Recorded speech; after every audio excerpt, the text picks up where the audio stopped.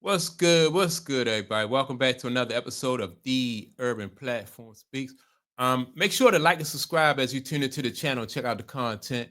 And with that being said, man, y'all see the picture up here, man. I wanna talk about Nafeesa Collier and Brianna Stewart, right? And how these young ladies are nobody's saying anything about this, the conflict of interest with these young ladies representing the WNBA, and they are like partners in the competition, like the rival league. Like what I don't know why this is not a big deal.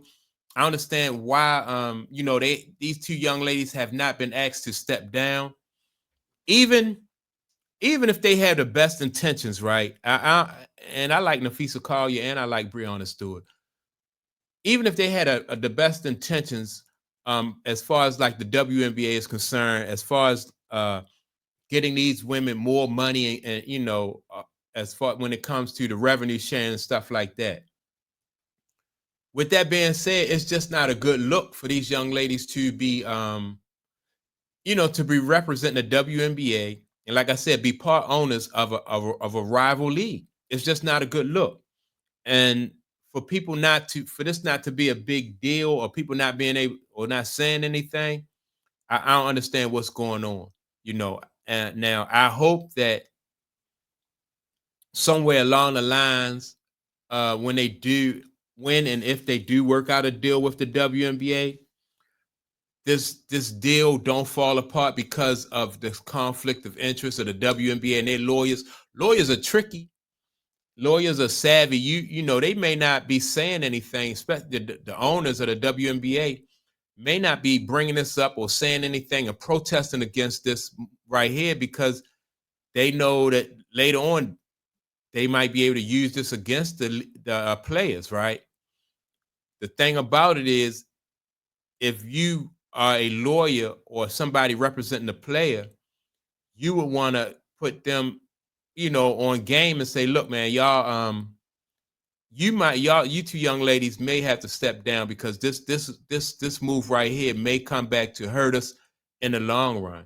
But I'm gonna play I want to play some audio of somebody else posted something too about this. Let me see. Might be the biggest conflict of interest in sports right now. WNBA superstars Brianna Stewart and Nafeesa Collier are leaders in the players' union. They're at the table negotiating a massive new contract that will decide the future for every single player in the league. They're supposed to be fighting for the WNBA. But here's the shocking twist. They also co-founded and own a rival basketball league. Think about that. If their negotiations with the WNBA fail and the league locks out, where will players go? Straight to their league. They would profit directly from the WNBA's collapse. They hold the fate of the league in their hands while owning the competition. It's an unbelievable setup that puts the entire future of the WNBA at risk. Yo, legend. Yeah, so like I said, and that's just like Ford, Ford allowing Chevy to represent them, and you know what I mean, like with the union, like Ford telling Chevy to go on strike. Soon as Ford go on strike, then Chevy get all the sales, right? So it don't make any sense, and it wouldn't even go down like that. And it can be questioned. There's some question, like if the WNBA falters or if the WNBA fails, then they stand to the unrivaled league stands to benefit from that, right? The fact that these two young ladies are even at meetings, to me, would be a double stand. Would be not just a double standard, but a conflict of interest. Now, as players, I can see them wanting to be aware of what's going on, and keeping up with all of the all the back and forth negotiations. But as a player, because they're going to be affected too, because they play in the league, they're going to be affected by like what the final agreement is, right? But for them to be actually in charge and having some say so in what goes on in the WNBA, negotiations, man. I just think that I think it's going to wind up hurting the players in the long run. And I think that because that the owners are not saying anything, the owners may have like an ace in the hole, whereas though they can fall back on this. It's just like when you go to court. Sometimes the lawyers may not protest like, they may say, well, this mistrial, we wanted a retrial because, like the prosecution did something wrong. And so we can get a retrial because they did this wrong, or they did, they didn't, the rights of my clients was like violated, or something like that. And then they'll be able to get a retrial. Sometimes, lawyers won't even say anything at the trial. They'll be like, oh, we can say that. That'll be our ace in the hole. We could, if things go sideways, then we can bring this back up.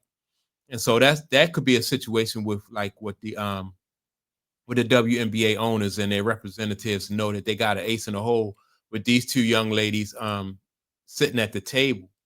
They can bring that up and say, well, these, they didn't, it wasn't in good faith. It was not in good faith. It was a conflict of interest. You can't have a lawyer representing the prosecution and the defendant. They don't do that, and so that's basically what these two young ladies are. They working for both sides, and you can't do that. I just think that, like I said, it's going to come back and bite the WNBA, the players in the butt, and whoever is advising the women in the WNBA. I think they do them a disservice when they don't point this out to them. Now, if they did point it out to the young ladies, and the young ladies still did not want to listen to their to the advice they're getting from counsel, then that's on them. That's on them. And sometimes lawyers do have clients like that think they know everything and don't want to listen to the don't want to listen to advice, the professional advice they get. But it's gonna bite them in the butt, man. I just think that for them to sit there at that table, and this is an opportunity.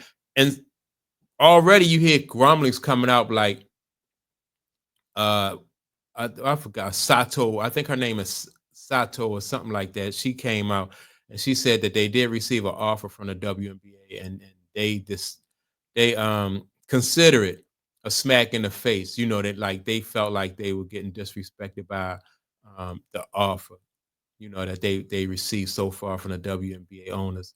And I think the owners are going to playing games with them because, they see the mistakes that these young ladies are making. And, they may not even be taking these women seriously, man. So, yeah, man, I just hope that, like I said, this don't come back to bite them in the backside, man, because if they want to get their money, man, they need to listen to the professionals and let the professionals handle it. Like I said, once these young ladies set up their Unrivaled League, they should have just stepped down before negotiations and before the talks even started. Once they set up their league, they should have just, yeah, you can't, because they just have too much to gain. If the WNBA go to strike, then all the attention is going to go to their league. It's not a good look. And so usually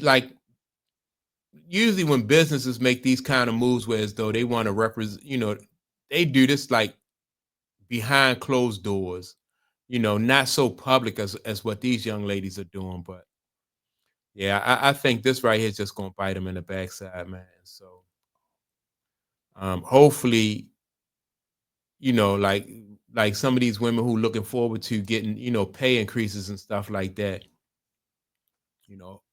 hopefully they don't get, burnt too bad by this situation. But I don't think it's going to end well for the WNBA players.